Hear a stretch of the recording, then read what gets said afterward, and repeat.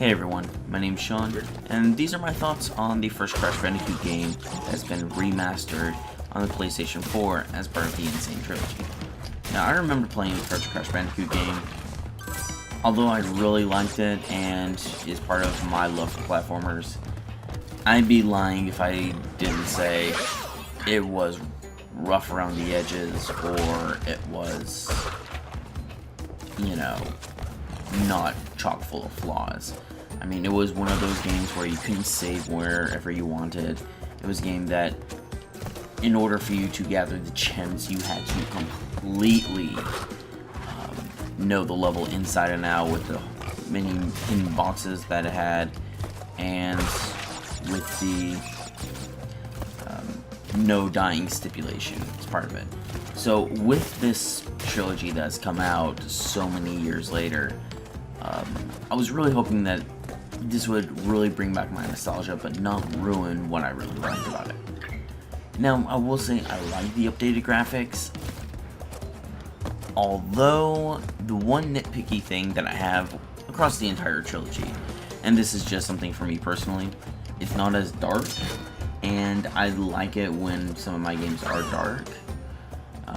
Some of the light does kind of wash everything out. But all in all, the presentation looks amazing. It is a beautiful game, and sometimes I just look at it and thinking, this is what I want to see Crash as. And Crash really looks good.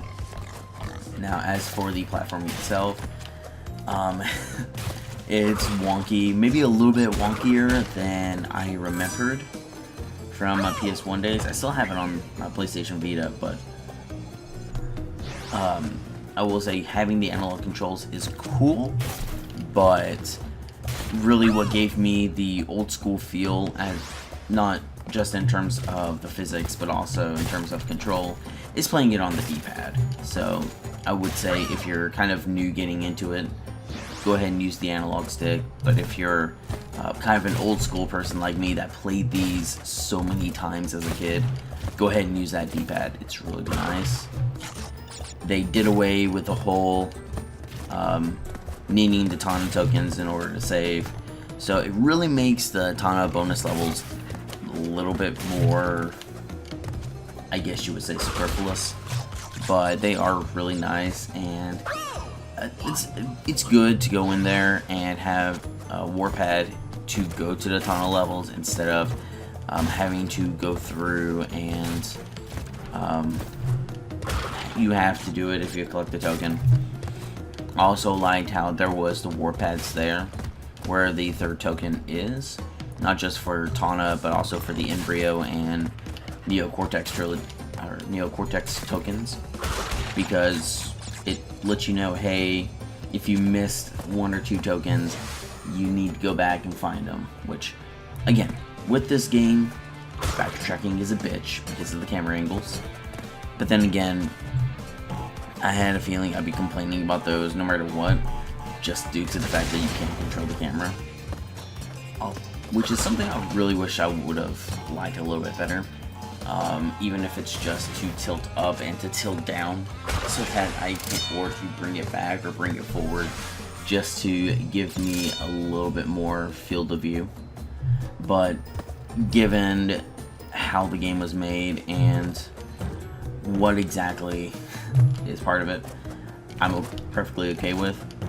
Now you don't need to stay alive throughout the entire level in order to get all the gems.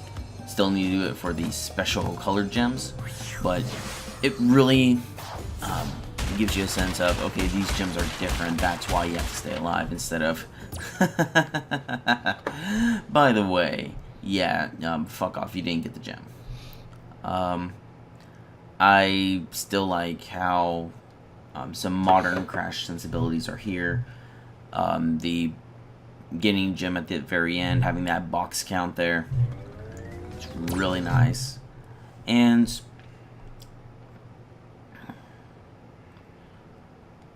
you can actually see what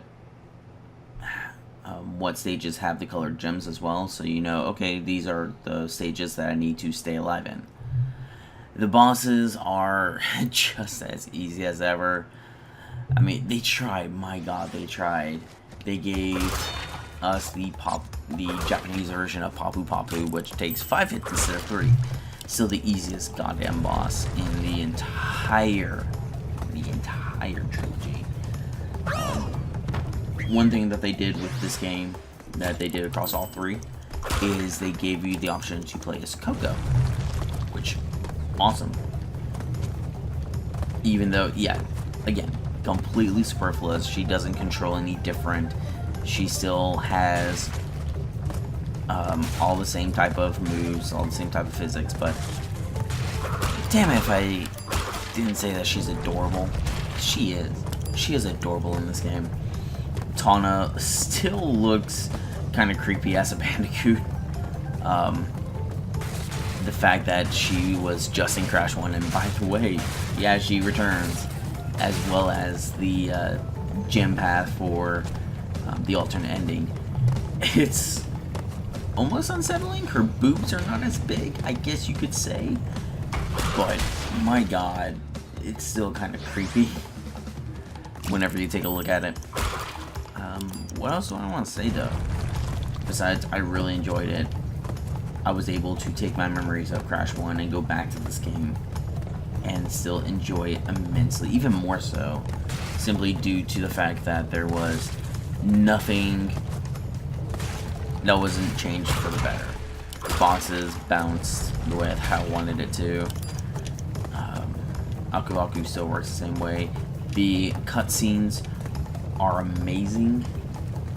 They look so much better now than they did back then. And of course, Cortex has Tom Clancy's voice, which was a little bit jarring because the first game did not have his voice. It actually started in Crash 2. So, you know, this is really, really good. So, yeah, Crash 1 is very good. This is the only way you should be able to play Crash 1, if not just for the save points. And also, they did add relics in this. Unless you're going after the trophies or you're a complete and total perfectionist, do not go after these things. There's a reason they were put in Crash 3 and even Crash 2, because those were kind of built for being speedran. Whereas Crash 1, you had to very much wait on cycles. You had to go in and make sure you are meticulous in something like that. Trying to speedrun a level like Slippery Climb or Road to Ruin, or not Road to Ruin, Sunset Vista, do not try it unless you are wanting a death wish. But all in all, I really like this game. If you've not bought it already and you are nostalgic for old school platformers, or even if you just want a good platformer to play, the Insane Trilogy is out there. It's pretty cheap. It's not even the price of a full game, which is awesome. And there's even planned DLC come out, which hopefully that's for some of the levels that were in the beta version, the non-regular one, such as Stormy Ascent, which is harder than Slippery Climb, which is already the hardest level in the game, and a beta version of Sunset Vista, which makes it, again, harder. Because I guess we here in America are just complete and total pussies. But yeah, really like this game, and I think you would as well. Alright, see you next week.